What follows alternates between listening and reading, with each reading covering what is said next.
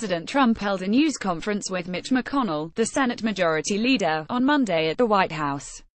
Tom Brenner, The New York Times, Washington. Stymied legislatively, President Trump and Senator Mitch McConnell are turning their attention to one way they can skirt Democratic roadblocks and mollify unhappy Republicans, by filling scores of federal court vacancies. In Monday's surprise display of togetherness, both the President and Mr. McConnell, the Kentucky Republican and Majority Leader, emphasized their shared desire to begin moving aggressively to install conservative jurists at the appeals and district court level. Focusing on judges has multiple advantages for both the President and Mr. McConnell. The courts are a long-time priority of conservative activists who have been grumbling about the failures of the Republican Congress, so a flurry of confirmations of nominees with known conservative views on cultural and government issues could quiet some complaints. Because of changes in Senate practices instituted by Democrats in 2013, Republicans can now confirm judges on simple majority votes. That virtually guarantees success if enough time and effort are devoted to pushing the nominations through. Mr. McConnell has also made clear his interest in eliminating the so-called blue slip, one last arcane procedural tool that Democrats have used to slow nominees in the Judiciary Committee. If he is successful in ending that Senate tradition, which gives a senator the right to block a judicial nominee in his or her state, it could greatly accelerate the entire process. Giving lifetime appointments to dozens of judges favored by conservative judicial activists would also be an important legacy for Mr. Trump, since his choices would be handing down opinions for decades, no matter who follows him in the White House. The judge story is an untold story, nobody wants to talk about it, an enthusiastic Mr. Trump said during his impromptu appearance with Mr. McConnell.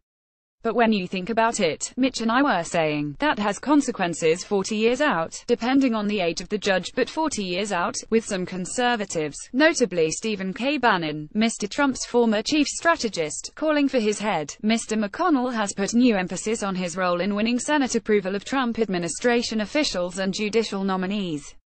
It is one way to try to mollify some conservatives' anger by the inability of the Republican-controlled Congress to deliver. Mr. McConnell renewed the pitch Monday, reminding Americans that one of the Senate's major responsibilities is what he called the personnel business, handling up to 1,200 executive branch nominations. Standing alongside the president, he also took the opportunity to remind Mr. Trump that the single most significant thing this president has done to change America is the appointment of Neil Gorsuch to the Supreme Court. Mr. McConnell didn't need to say that it was his own decision in 2016 to refuse to consider President Barack Obama's nomination of Merrick B. Garland for the vacancy caused by the death of Justice Antonin Scalia that held the seat open for Mr. Trump to fill. But it's not just the Supreme Court, Mr. McConnell said. There are a lot of vacancies at both the circuit court and district court level. At the moment, there are about 150 openings on the federal bench, 21 at the influential appeals court level, with 50 nominations pending. Some of those vacancies are because of the refusal by Republicans to act on Obama nominations in the last 2 years of his administration, or their failure to return blue slips when Democrats still held the Senate. Many are in the pipeline, Mr. Trump said of his nominees, promising that we will set records in terms of the number of judges. Given the abundance of opportunities, Mr. McConnell reiterated his view that a refusal by Democrats to sign off on home state nominees should not be allowed to blackball appeals court nominees. He said if that was the case, individual Democrats would have say-so over more than 60% of the appeals court candidates. That's simply not a tenable place to land in a Senate that now deals with judges with a simple majority, Mr. McConnell said. Mr. Trump was not inclined to get into the arcana of the blue slip process. My attitude is I just want really capable people going to the courts, the president said. Besides blue slips, the other remaining impediment to a flurry of judicial confirmations is time, Senate floor time, that is. Though Democrats can no longer block nominees by requiring Republicans to assemble a supermajority of 60 votes, they can require Republicans to follow a procedure that can take more than 3 days for each individual nominee. And if Democrats conclude Republicans are jamming through judicial nominees, they will no doubt drag their feet as they did earlier this year on executive branch candidates. To step up the pace of confirmations, Mr. McConnell would probably need to keep the Senate in session for longer durations than the current Monday evening through Thursday afternoon schedule. That change could irritate some lawmakers, but conservatives have been pressuring Mr. McConnell to extend the Senate work week.